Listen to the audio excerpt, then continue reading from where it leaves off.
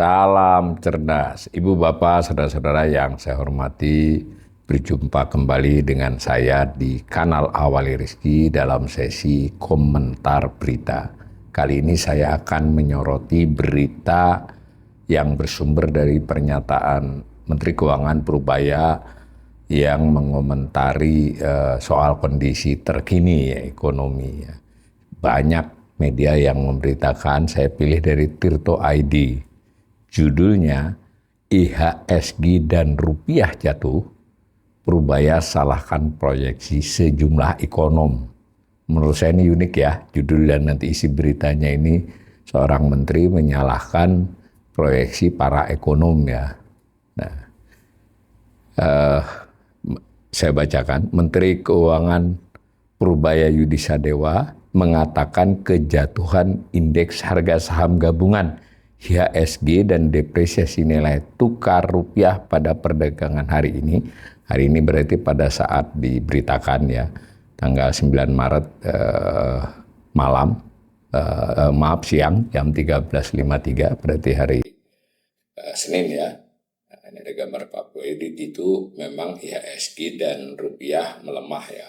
IHSG menurun, lalu rupiah nilainya terdepresiasi.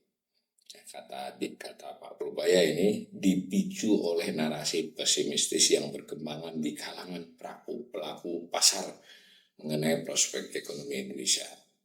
Jadi isunya itu adalah narasi pesimis di kalangan pelaku pasar ya. Sebetulnya di pelaku pasar, karena ekonomi kan nggak bisa langsung mempengaruhi, Bapak tidak merupakan bagian dari permintaan penawaran di saham maupun di rupiah ya. Nah, menurutnya, tapi ini kata Pak Purbaya, sentimen tersebut tidak lepas dari proyeksi sejumlah ekonom yang menilai ekonomi nasional tengah menuju kondisi krisis. Jadi sentimen negatif itu menurut Purbaya oleh karena pendapat para ekonom ya. Padahal menurut Purbaya, perekonomian Indonesia masih berada dalam kondisi yang baik dengan fundamental yang cukup solid. Ia menilai hal itu terlihat dari aktivitas ekonomi masyarakat yang masih berjalan normal, termasuk kegiatan perdagangan di pasar-pasar. Maksudnya pasar tradisional ini kan ada kaitan beritanya ini. 17.000 ya, IHSG anjlok karena sebagian teman-teman ekonom bilang katanya kita sudah menuju 98 lagi. Katanya daya beli sudah hancur. Tidak seperti itu, ekonomi sedang ekspansi, kata Purbaya usai mengunjungi pasar Tanah Abang ya pada hari Senin. Jadi ini salah satu argumennya dia, ini keadaannya baik-baik aja tuh. Kalau Anda lihat di berita lain ada yang khusus memberitakan komentarnya tentang kondisi pasar Tanah Abang. Nah, pernyataan tersebut disampaikan Purbaya menyusul gejolak di pasar keuangan domestik pagi tadi, pada tanggal 9 ya, hari Senin. Rupiah dibuka 17 rupiah per dolar, jadi sempat sedikit di atas 17.000 pada pembukaan pagi tadi, turun 90 poin atau sekitar 0,53% dari penutupan Jumat pekan lalu, karena kan memang Sabtu Minggu tidak ada datanya, tidak ada kegiatan pasar resmi ya. Menurut Purbaya, pemerintah terus berupaya menjaga daya beli masyarakat agar aktivitas ekonomi tetap tumbuh. Menurutnya, kondisi ekonomi saat ini masih jauh dari krisis seperti yang diproyeksikan sejumlah pengamat ekonom tadi ya. Boro-boro krisis resesi saja belum, lambatnya saja belum. Nah, ini jadi kita masih ekspansi, kita masih akselerasi. Itu yang kita jaga dalam beberapa minggu ke depan, ujarnya. Jadi saya ulangi ya, ekonom memang tidak sedikit ya, bisa jadi termasuk kami ya, saya di ekonom dan kami di lembaga kami Bright Institute, tapi saya tidak tahu apakah termasuk yang disinggung oleh Pak Purbaya ini. Memang banyak bersuara bahwa kondisi ekonomi ini lesu, tidak hanya sekarang, tapi memang terutama paruh kedua 2025 ya, berlanjut sampai awal tahun ini.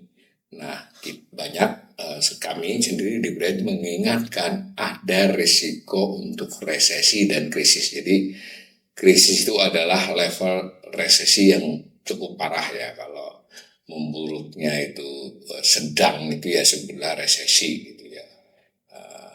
Resesi pada level yang tinggi itu krisis.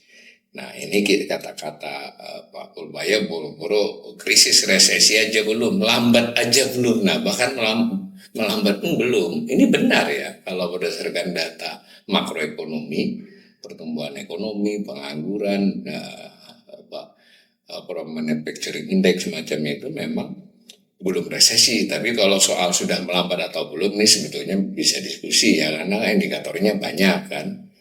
Nah, tapi bahwa kita masih ekspansi ini pendapat dari Pak Menteri ya, ya boleh saja memang harus begitu pemerintah. Tapi masa disalahin yang berpendapat ini ini melambat bukan ekspansi kondisi ini misal.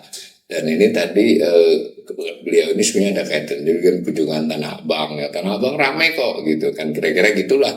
Waduh ini silahkanlah kalau pemirsa penasaran pergi ke Tanah Abang sendiri. Beda ya kalau datang pejabat ke satu tempat gitu, apalagi rombongannya ramai, minimal rombongannya kan. Tapi bolehlah ini intinya pendapat-pendapat yang mengatakan ekonomi Indonesia itu sedang tidak baik-baik saja, melambat dan bisa dikatakan OTW resesi oleh sebagian ekonom itu dibantah oleh Pak Purbaya. Tapi hati-hati ya, rating internasional itu tidak bilang resesi, tidak bilang krisis, tapi membilang outlook negatif, artinya lebih buruk dari kondisi saat ini untuk hal-hal yang diukur mereka, misalnya tentang fiskal dan tentang kejelasan arah kebijakan ekonomi. Jadi ini tidak hanya membantah ekonomi yang bersuara, ini sebetulnya juga membantah lembaga-lembaga rating internasional, dan itu memang sebagian dinyatakan eksplisit ya di kesempatan lain tentang rating itu.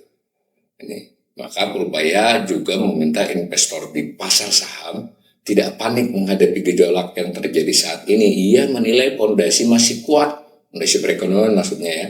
Pemerintah memiliki pengalaman menghadapi berbagai krisis ekonomi sebelumnya. Ini poin lain nih. Selain ekonomi masih kuat, kita tuh udah pengalaman lah hadapi situasi begini. Jadi investor di pasar saham tidak usah takut. Nah ini masalah ya, investor saham kan ada yang luar negeri, yang dalam negeri juga macam-macam. Yang disasar yang mana ini kan.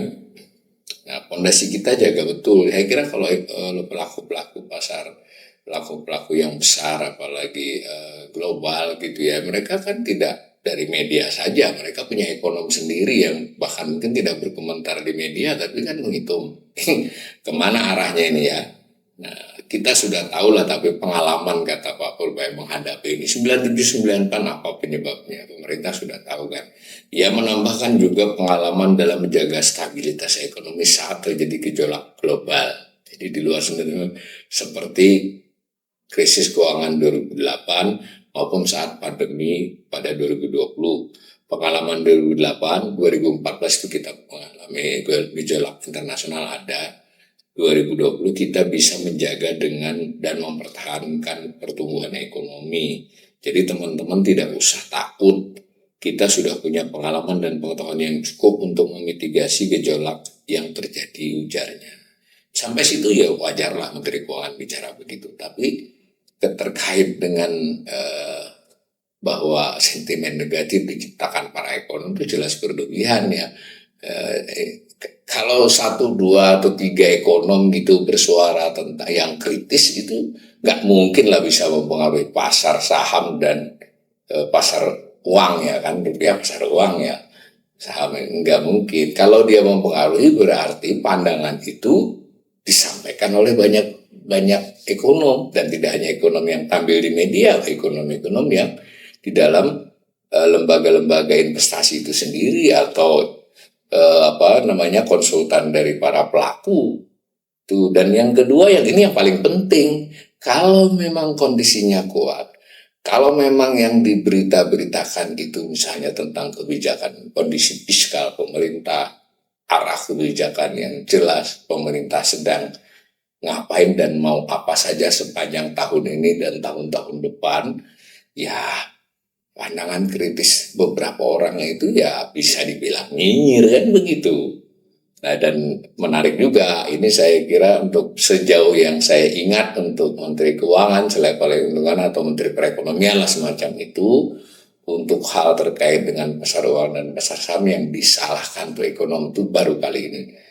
Jadi ya tidak salah juga dong berarti ekonom seperti saya menyalahkan Purbaya dalam beberapa hal. Ya berarti kan kalau memang begitu agak beda ya ekonom apalagi yang tidak di pemerintahan itu ya memang bersuara untuk menjadi pembanding, untuk memberikan narasi. Kanal saya ini sudah tidak kurang-kurangnya dari komentar. Kalau lihat kanal ini isinya yang buruk-buruk saja dari ekonomi. Ya memang begitu. Saya tidak menyangka.